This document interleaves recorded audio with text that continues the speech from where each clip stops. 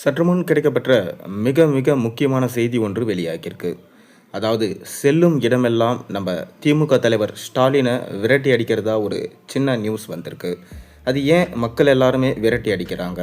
ஆனாலும் எந்த ஊடகத்துக்குமே பார்த்தீங்கன்னா இதை வெளியிட அனுமதி கொடுக்கலையாம். ஸ்டாலின் அவர்கள் தனிப்பட்ட முறையில் மிரட்டல் விடுத்ததா ஒரு பக்கம் சொல்லப்படுது.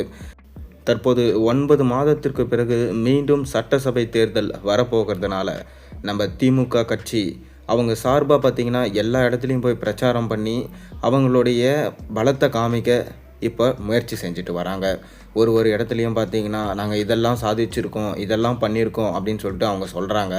ஆனால் மக்கள் என்ன கேள்வி கேட்டிருக்காங்கன்னா, நீங்கள் இது வரைக்கும் சொல்கிறீங்களே கண்டி, உங்களால் இது வரைக்கும் எதனா செய்ய முடிஞ்சிச்சா?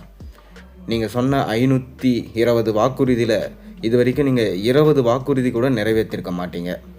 மக்களுக்காக நீங்கள் என்ன செஞ்சீங்க அப்படின்னு மக்கள் கேள்வி கேட்க ஆரம்பித்ததாகவும் அதை ஊடகங்கள் எல்லாருமே வெளியிட விடாமல் அதை தடுத்ததாகவும் சொல்லப்படுது.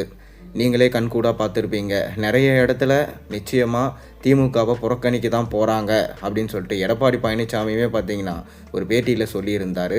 இதுவுமே பார்த்திங்கன்னா பரபரப்பும் பேசும் பொருளாக மாறுச்சு. இன்னும் சட்டசபை தேர்தலுக்கு 9 மாதங்கள் தான் இருக்கும் நிலையில் திமுக மீண்டும் 200 இடங்களுக்கு மேலே கைப்பற்றுவோம் அப்படின்னு சொல்லிட்டு அவங்க உறுதியாக சொல்லியிருந்தாங்க. போகிற போக்கை பார்த்தா கண்டிப்பாக அவங்க எதிர்கட்சி தலைவராக கூட உட்கார மாட்டாங்க போல். அந்த அளவுக்கு தான் இப்போ அவங்களுடைய நிலைமை போய்கொண்டிருக்கு. மக்கள் ரொம்பவே அதிருப்தியில் இருக்காங்க. கடந்த 2011லையும் இதே தான் நடந்துச்சு. அதிமுகவோட விஜயகாந்த் கூட்டணி வச்சதுனால நம்ம திமுகவை அவரை புறக்கணிச்சிட்டாங்க. இதனால் திமுக படுதோல்வியை சந்தித்தது.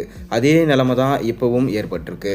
இந்த 2026 தேர்தலில் தாவேகா விஜய் அவர்கள் இப்போ அடுத்தடுத்த வேலைகளை அவர் செஞ்சுட்டு வராரு. மக்கள் அனைவரும் விஜய் பக்கம் தான் நிற்கிறாங்களோ அப்படின்ற ஒரு சந்தேகமும் கேகுந்திருக்கு. இன்னொரு பக்கம் அவர் ஒரே ஒரு வேலை செஞ்சார்னா கண்டிப்பாக இந்த தடவை திமுகவை படுதோல்வி அடைய செய்யறதுக்கான வாய்ப்புகள் ரொம்ப அதிகம். அவர் மீண்டும் நம்ம அதிமுக அவங்க கூட போய் ஜாயின் பண்ணார்னா கண்டிப்பாக திமுகவை வாஷ் அவுட் பண்ணிடுவாங்க. அதிமுக, பாஜக, தாவேகா மூன்றும் ஒன்றிணைஞ்சிச்சுன்னா கண்டிப்பாக அந்த வெற்றியை யாராலையும் தடுக்க முடியாது.